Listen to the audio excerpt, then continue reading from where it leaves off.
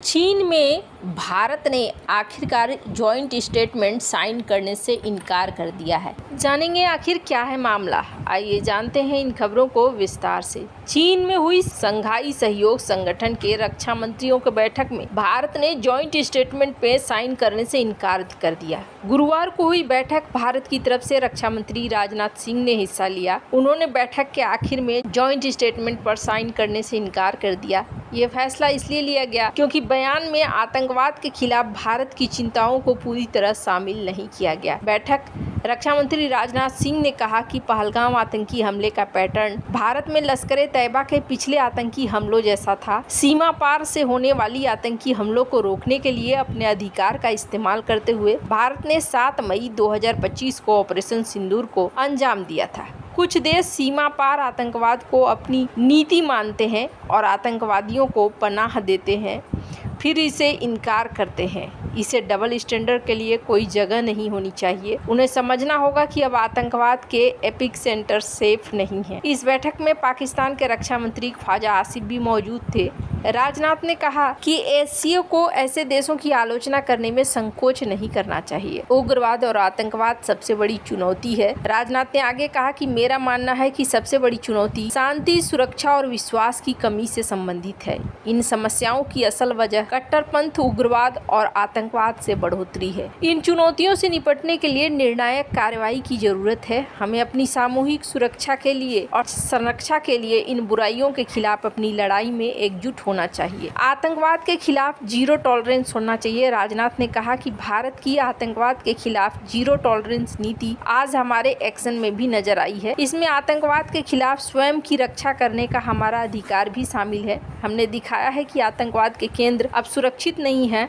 हम उन्हें निशाना बनाने में संकोच नहीं करेंगे। भारत का मानना है कि संवाद के बिना देशों के बीच संघर्ष को नहीं रोका जा सकता। इसके लिए सभी को साथ आना होगा। कोई भी देश, चाहे वो कितना भी बड़ा और शक्तिशाली क्यों न हो, अकेले काम नहीं कर सकता। साथ ही मिलकर काम करने की हमारी पुरानी परंपरा रही है। ये हमारी सदियों पुरानी संस्कृत कहावत सर्वे जन सुखिनो भवन्तु को दिखलाता है, जिसका अर्थ है कि सभी के लिए शांति और समृद्धि। कोरोना से ये साबित हो गया था कि महामारियों की कोई सीमा नहीं होती। जब तक सभी सुरक्षित नहीं हो जाते तब तक कोई सेफ नहीं है। ये इस बात का संकेत है कि कैसे महामारी, जलवायु परिवर्तन जैसी चुनौतियां हमारे जनजीवन को प्रभावित करती हैं। इससे निपटने के लिए सभी देशों को एक होना होगा। संघाई सहयोग संगठन, जो एक क्षेत्रीय अंतर्राष्ट्रीय संगठन है जिसकी स्थापना साल 2001 में चीन, रूस, कजाकिस्तान, किर्गिस्तान, तजिकिस्तान, उज्बेकिस्तान ने साथ मिलकर की थी। बाद में भारत और पाकिस्तान 2017 में इसके सदस्य बने। 2023 में ईरान भी सदस्य बन गया है। एससीओ का उद्देश्य सदस्य देशों के बीच सुरक्षा, आर्थिक और राजनीतिक सहयोग को बढ़ाना था। संगठन आतंकवाद, उग्रवाद, ड्रग तस्करी, साइबर जैसे मुद्दों पर रणनीति बनाता है।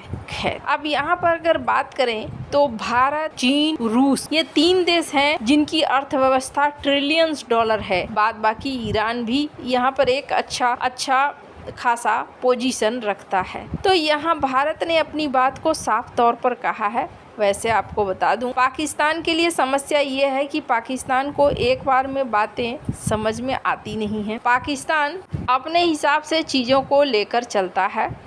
वैसे अभी तुर्की और पाकिस्तान के बीच बहुत ज़्यादा प्रेम भी निकलकर सामने आया है। इससे पहले एनएसए अजीत डोभाल यहाँ पहुँचे थे और अजीत डोभाल ने भी यहाँ पर मुलाकात करी थी और अजीत डोभाल के मुलाकात के बाद ऐसा लगा था कि भारत नरम पड़ेगा, लेकिन ऐसा नहीं है। भारत नरम नहीं पड़ा है, बल्कि भारत ने यहाँ पर अपनी बात चाइना के अंदर घुसकर सारी बात साफ साफ रखनी शुरू कर दी है। मैंने कल भी कहा था कि इतना आसान नहीं होगा चाइना के लिए कि भारत यहाँ बैठकर चिकनी चुपड़ी बातें नहीं करेगा। ये बात तो साफ है, लेकिन इसके साइड लाइन ये भी देखने को मिला कि भारत और रूस के बीच में बड़ी अच्छी दोस्ती भी देखने को मिली और इन सब के बीच में पाकिस्तान के रक्षा मंत्री भी यहाँ पहुँचे थे और पाकिस्तान ने अपनी तरफ से बयानबाजियों को रखा। अब यहाँ जो मुलाकात हो रही है एससीओ की, उस बैठक में राजनाथ सिंह के वक्तव्य को आप सुन सकते हैं। स्क्रीन पर आप देख सकते हैं।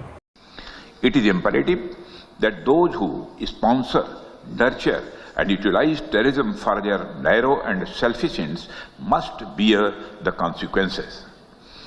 Some countries use cross-border terrorism as an instrument of policy and provide shelter to terrorists. There should be no place for such double standards. SCO should not hesitate. और भारत ने एक बात तो साफ कर दी है कि चाहे जो भी हो, अगर ये सोच रहे हो कि हम हमला नहीं करेंगे और रुक जाएंगे, तो ऐसा नहीं है। अगर यहाँ पर विवाद बढ़ता है तो फिर भारत हमला करने में पीछे नहीं हटेगा। हालांकि भारत के अपने आसपास के पड़ोसियों को लेकर डॉक्टर एस जयशंकर ने भी एक बयान दिया था, और जिस बयान में कहा था कि पड़ोसियों के साथ अक्सर ऐसा देखा जाता है कि अक्सर आप सोचेंगे कि रिश्ते अच्छे ही रहेंगे, तो ऐसा होता नहीं है। लेकिन हाँ, जो भी पड़ोसी हैं भारत के, अगर वो भारत के साथ ठीक नहीं रहते हैं तो उन्हें कोई फ़ायदा नहीं होगा। भारत के साथ अगर वो ठीक रहते हैं तो इसका फ़ायदा भी उन्हें मिलता रहता है। डॉक्टर एस जयशंकर ने ये बयान हाल ही में दिया था, चाहे मालदीव की बात हो, चाहे श्रीलंका की बात हो, या फिर पाकिस्तान की बात हो। ये साफ साफ देखने को भी मिला है। मालदीव ने भी पहले भारत के साथ दुश्मनी मोल लेने की कोशिश करी, और उसके बाद ये देखने को मिला कि मालदीव ने भी यहाँ पर अपने पासा को पलटा और फिर भारत के साथ दोस्ती वाले रिश्ते में आगे बढ़ गया। वहीं बात है अगर श्रीलंका की, तो श्रीलंका शुरुआती दौर में चाइना के इर्द गिर्द घूमता हुआ नजर आ रहा था, लेकिन बाद में श्रीलंका में भी बड़ा बदलाव आया। यहाँ तक कि श्रीलंका में मार्क्सवादी छवि वाले नेता राष्ट्रपति बने, लेकिन इसके बावजूद श्रीलंका ने अब की गलती नहीं की और भारत के साथ रिश्तों को अच्छा रखने में ही इन्होंने भलाई समझी, और इसका फायदा भी मिला। भारत के साथ यह है कि भारत किसी को बुली नहीं करता, भारत उल्टा मदद करता है और सुरक्षा प्रदान करता है। जहां तक बात है भारत के पड़ोस में होने का, तो पड़ोसियों के साथ रिश्ते भारत को अच्छे रखने के लिए बहुत ज़्यादा ज़रूरी भी है, और ये ज़रूरी इसलिए है कि आसपास के क्षेत्र सुरक्षित तभी रहेंगे जब तक पड़ोस की ज़मीन सुरक्षित रहेगी। रूस यूक्रेन युद्ध की अगर बात करें तो ये युद्ध क्यों हुआ, इस युद्ध को लेकर भी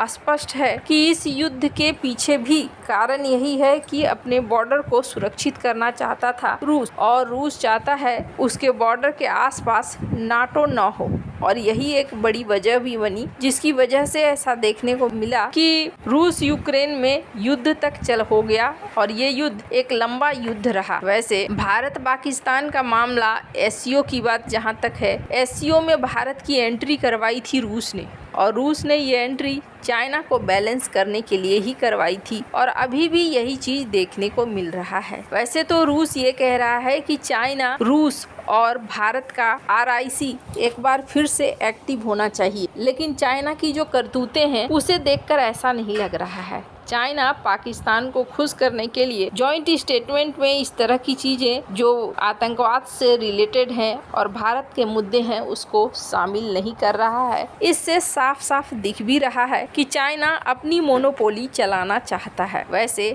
आपको क्या लगता है, इन सब मामले में आपकी क्या राय है, कमेंट कर जरूर बताएं। जल्द मिलते हैं अगले वीडियो में नई खबर के साथ।